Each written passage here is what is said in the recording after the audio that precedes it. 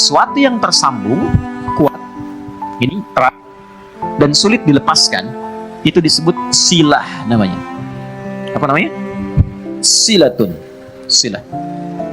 Dari kata wasala, nyambung, erat. Pernah dengar gini? Silaturahim? Ya. Ketersambungan rasa kasih yang dalam, sehingga walaupun terpisahkan tempat dan keadaan, ia masih bisa merasakan itu dengan memberikan satu rasa yang dalam. Jadi kalau Anda bertemu dengan kawan-kawan, reunian, kan? Ketemu, saling tatap, ngobrol, itu belum silaturahim secara makna, belum. Karena orangnya ada di hadapan kita, kita sapa. Tapi kalau Anda meninggalkan tempat ini, kemudian ingat kepada kawan kita, terus kita WA, malam-malam kita ingatkan, akhi, maafkan kalau saya ada salah ya, mudah-mudahan Allah pertemukan kembali kita sampai jannah, malam tahajud ya. Itu namanya silaturahim. Silah, terikat walaupun ruangnya sudah berbeda, waktunya mungkin tidak sama. Teman ke Amerika, dia ke Kanada, 12 jam bedanya dengan kita, tapi kita masih bisa WA dia. Itulah silah. Hubungan yang menyambungkan kita dengan Allah sehingga terkoneksi dalam setiap keadaan dimanapun berada, itu adalah sholat. Kenapa sholat disebut dengan sholat? Ya, padahal sholat kan namanya doa kan? Ya kan? Tapi kenapa disebut dengan kalimat sholat? Untuk memberikan kesan ibadah ini melatih kita supaya terkoneksi dengan Allah secara erat dan kuat, sehingga di setiap keadaan kita tersambung dengan Allah. Oke, teman-teman yang laki-laki nih, Anda punya koneksi dengan orang yang punya kedudukan. Gampang nggak pekerjaannya? Gampang. Ibu terkoneksi dengan Korlantas, lalu lintas gampang kan? Dikawal, ya kan? Anda punya koneksi dengan Allah, apa yang sulit bagi Allah? Nih, kalimat mahal ya, Anda boleh catat ini. Mau bikin status juga silakan, terserah. Tapi yang penting status kita di hadapan Allah. Ada satu kalimat yang sangat mahal, yang kalau kita punya ini, tentram kehidupan dunia. Kalimatnya singkat, cuma 3 kata.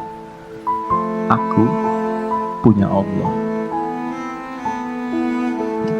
Aku punya Allah. Ini kalimat yang mahal, yang jarang dimiliki sampai hari ini. Kenapa engkau begitu tegar, padahal masalah rumah tangga kamu itu begitu pelik? Aku punya Allah. Aku yakin Allah pasti akan berikan solusi. Kamu kok kelihatannya biasa-biasa saja sih? Padahal kan kemarin pekerjaan kamu gagal. Aku punya Allah. Allah sudah ngatur rizki. Rizki aku sudah Allah tetapkan. Aku punya Allah. Kalimat ini yang mahal sekarang. Bilal itu saat dicambuk, suasananya terik, ditimpa batu yang sudah dipanaskan. Ketika dicambuk sekali, kalimatnya irtad, murtad kamu. Jawabannya Allah, aku punya Allah. Saya tanya pada Anda, kalimat ini muncul nggak dalam setiap situasi? Nah, mungkin itu yang menyebabkan sehingga ada kegamangan, kegelisahan, pesimis, jatuh terlampau dalam. Kan punya Allah. Dulu semua orang bekerja itu merasa punya Allah. Mau disogok, ya seorang penggembala kambing itu diuji oleh Umar. Aku ambil ya, satu aku beli. Jangan, ya, ini bukan punya saya. Bilang aja dimakan serigala. Pertanyaan cuma satu, fa'aina Allah. Terus Allah di mana? Aku punya Allah. Teman-teman, itu mahal sekali. Nah, sholat itu melatih kita untuk punya itu. Jadi kalau sudah selesai sholat, kita itu terkoneksi dengan Allah. Terkoneksi itu namanya zikir, dzakaro, ingat. Ingat tuh, zikir tuh gini, bukan diucapkan di lisan. Zikir itu diucapkan di lisan, tembus ke hati, lalu memberikan petunjuk kepada semua bagian tubuh kita. Itu zikir namanya. Jadi begitu disebutkan, ada getaran ke jiwa. Makanya kenapa pasca sholat ada zikir, khawatir setelah sholat belum nyambung. Ini yang dimaksud Quran surah keempat ayat 103. Fa'idha qadaytumus sholata, maka jika Anda telah tuntas mengerjakan sholat, mungkin belum terkoneksi sepenuhnya dengan Allah. Fadhkurullaha, maka cepat koneksikan dirimu dengan Allah. Nih, kenapa istighfar didahulukan sebelum subhanallah? 1 juta. Serius? 5 juta. Umroh lah tawaran terakhir. Serius umroh bintang 5. Waktu habis udah. Waktu habis. Salah sendiri kenapa ngaco. Cepat.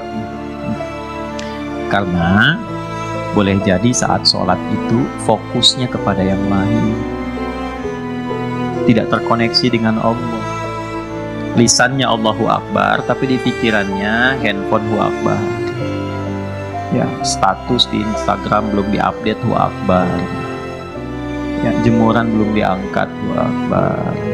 Makanya baru takbir Allahu Akbar, handphone tulalit tenonet. Nah, bisa dijawab dulu, halo, saya sedang sholat nih. Nah, belum nyambung. Makanya kita istighfar, khawatir saat sholat ada yang belum terkoneksi. Setelah itu, subhanallah, alhamdulillah, Allahu Akbar. Kenapa 33 kali? 33 itu latihan sampai kalimat itu meresap ke dalam hati. Subhanallah, subhanallah, subhanallah. Pertama masih di lisan. Yang ke-10 mulai masuk ke hati, mulai terasa, mulai nangis, mulai enak, mulai tenang. Alhamdulillah, alhamdulillah Allah kasih saya ibu, alhamdulillah Allah kirimkan saya ayah, alhamdulillah Allah kirimkan saya istri, alhamdulillah Allah kirimkan saya suami, anak-anak, alhamdulillah, enak, sampai tenang. Sampai situ kan? Nah, sampai ujungnya kita merasa punya Allah. Kalau sudah merasa punya Allah, Allahu Akbar, itu semuanya dah. Nih antum ya, yang pengusaha pebisnis ya, ada ya, saya nggak harus tanya angkat tangan lah ya. Kalau saya tanya Anda begini, Anda misalnya punya satu proyek nih, nilainya 100 miliar, oke? Tapi proyek itu membuat Anda tidak bisa sholat. Sisi lain, ada pekerjaan nilainya cuma 1 juta, tapi Anda bisa menunaikan sholat dengan begitu nyamannya.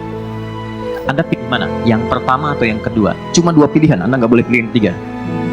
Saya sudah bisa merasakan getaran-getaran itu. Nah, jujur aja, pertama atau kedua? Oh, yang benar. Buktinya ada orang sekarang hanya untuk jaga toko, dia rela meninggalkan Jumat untuk jaga toko, hanya untuk menjaga toko biasa, syaratnya nggak sholat dia mau. Padahal kalau ditanya siapa yang ngasih rezeki, dia jawab Allah.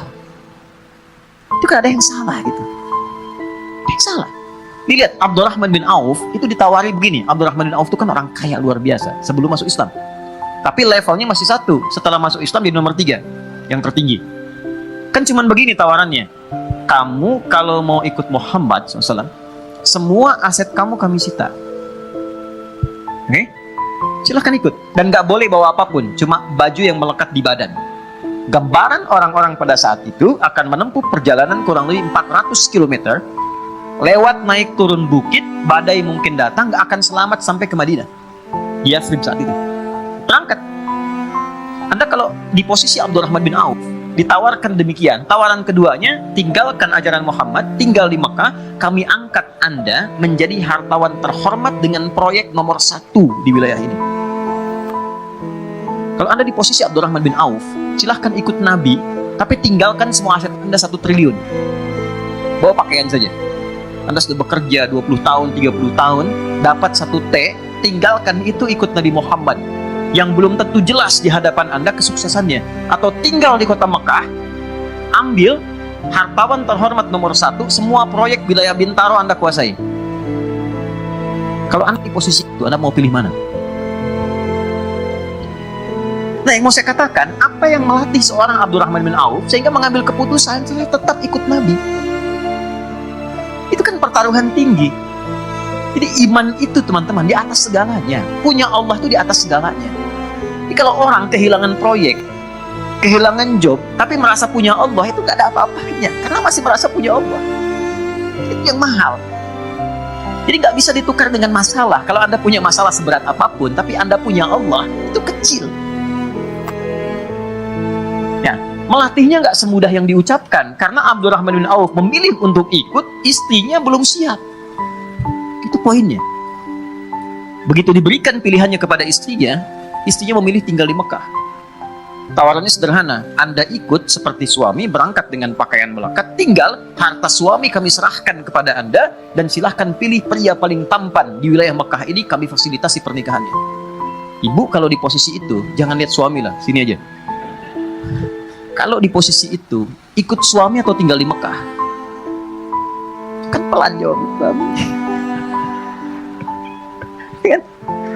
Kamu Anda aja nggak dilirik suami. Oke. Ternyata tinggal di Mekah. Ya, tapi karena keyakinan kuat dan merasa punya Allah, perhatikan, orang yang sudah mengkoneksikan dirinya dengan Allah dan punya Allah, maka Allah jawab. Ini yang dimaksud rumus Quran surah kedua ayat 152. Fadhkuruni adzkurkum.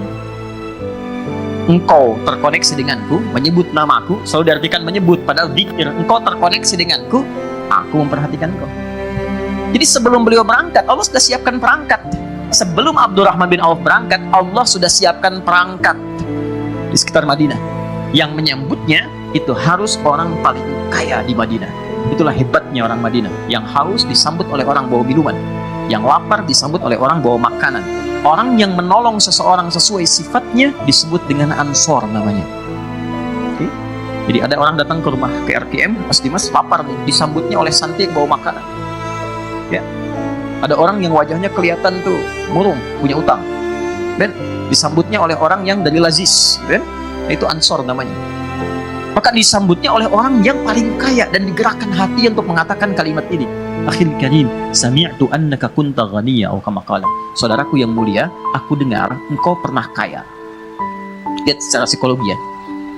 Lalu jatuh fakir. Dia menyimpulkan begini, kalau pernah kaya dan kemudian turun statusnya, berarti kan ada pengaruh gaya dalam hidupnya, berubah. Saya sering kutip rumus gaya itu F1 sama dengan F2, ya, gaya gerak sama dengan gaya dorong, kan? Pelan jadi pelan, kencang jadi kencang. Kalau naik mobilnya angkot kan turunnya juga menunduk, terus sedekah kan. Kalau mobilnya lebih bagus kan langsung begini, kadang-kadang nggak bisa buka pintu ya, ya kan? F1 sama dengan F2. Tapi kan ada hukum Pascal di dalamnya. F berbanding lurus dengan P. Gaya berbanding lurus dengan tekanan. Semakin banyak gaya, semakin tertekan hidupnya.